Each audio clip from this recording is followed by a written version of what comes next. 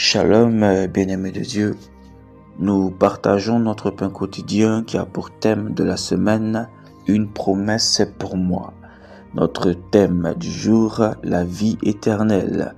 Et notre texte de base, Jean 3, verset 16. Je lis la parole au nom du Seigneur Jésus.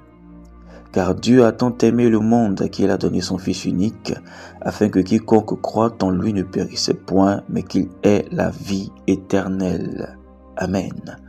Alors, je pense que tout enfant de Dieu connaît ce verset, car c'est un verset qui nous annonce une grande promesse, une promesse à tous les enfants de Dieu.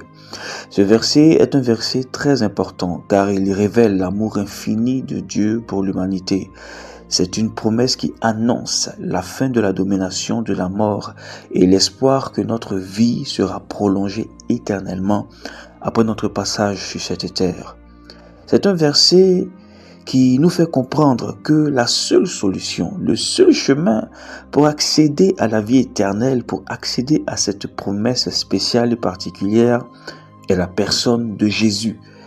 À nous qui sommes fils et filles de Dieu, à nous qui avons accepté Jésus comme notre unique Seigneur et Sauveur, nous avons la responsabilité de conserver ce salut précieux, ce salut important et de le propager autour de nous, de parler de Jésus, de partager le message du salut à toutes les personnes qui nous entourent. Le salut est un don gratuit. Mais c'est un don que nous pouvons perdre par le style de vie que nous avons. J'ai plusieurs fois entendu certains hommes de Dieu, certaines personnes nous dire que le salut ne peut pas se perdre et que lorsque nous avons accepté le Seigneur, nous pouvons vivre la vie que nous voulons, nous pouvons vivre comme nous voulons. Ce n'est pas grave parce qu'à la fin, le salut ne peut se perdre. Je veux dire à quelqu'un ce matin que nous pouvons perdre le salut. Je veux dire à quelqu'un ce matin que il est possible de perdre son salut. Comment? Si une personne accepte Jésus et que cette personne quitte la voie du Seigneur pendant son parcours sur la terre, il est clair que cette personne ne vivra pas son salut après sa mort, car elle se sera attachée forcément à un Dieu étranger. Si une personne décide de se connecter à un feu étranger et d'abandonner la voie du Seigneur pendant son parcours sur la terre, alors qu'il avait au préalable accepté Jésus, il est clair que cette personne ne maintiendra pas son salut. Elle le perdra à cause du choix qu'il a fait. Les choix que nous faisons peuvent nous faire perdre notre salut. Le style de vie que nous adoptons peut nous faire perdre notre salut. Et la Bible nous dit dans Hébreux 10, versets 26 à 27, « Car si nous péchons volontairement après avoir reçu la connaissance de la vérité, il ne reste plus de sacrifice pour les péchés, mais une attente terrible du jugement et l'ardeur d'un feu qui dévorera les rebelles. » Amen. Alors ce verset nous fait clairement comprendre que le salut est une promesse qu'il nous faut chérir, une promesse qu'il nous faut protéger, une promesse qu'il nous faut garder.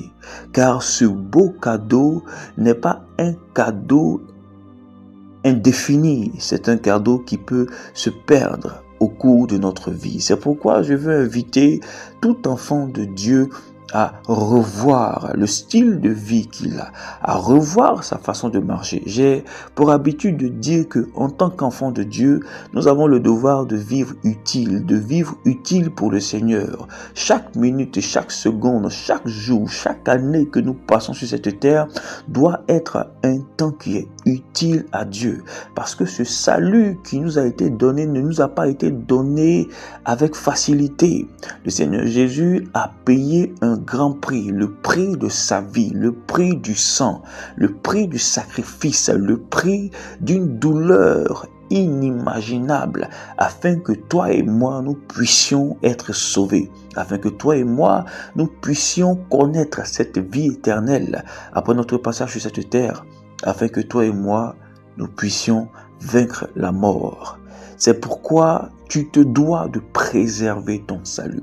Tu te dois de garder ton salut.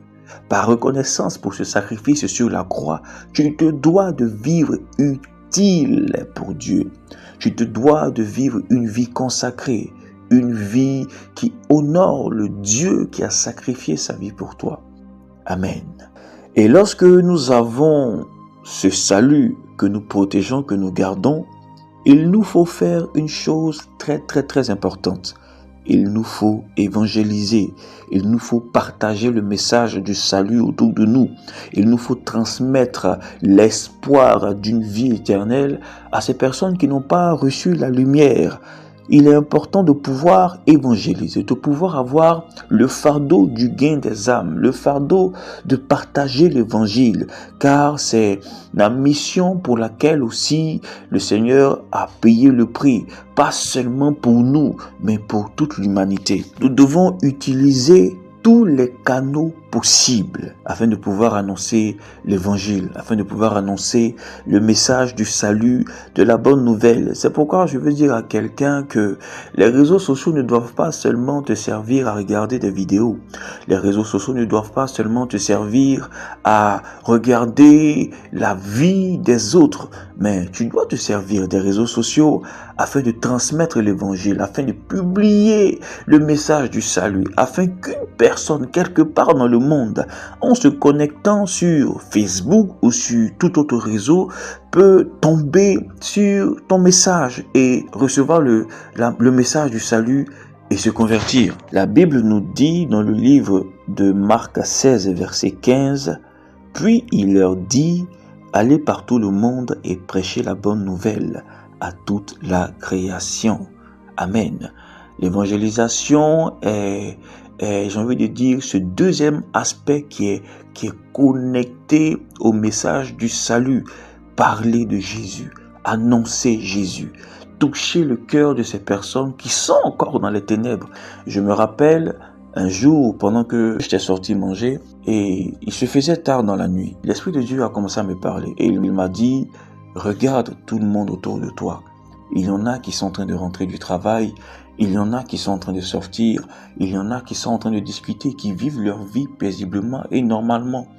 Et c'est comme ça que pendant que vous serez en train de vivre votre vie de façon quotidienne, c'est comme ça que le Seigneur reviendra. C'est comme ça que la trompette sonnera et il sera trop tard. Pour toutes ces personnes qui n'ont pas encore accepté Jésus de se convertir, pour toutes ces personnes qui sont en train de mener une vie qui ne glorifie pas Dieu, seront totalement perdues parce que la trompette aura sonné et notre Père, notre Dieu, notre Roi fera son grand retour.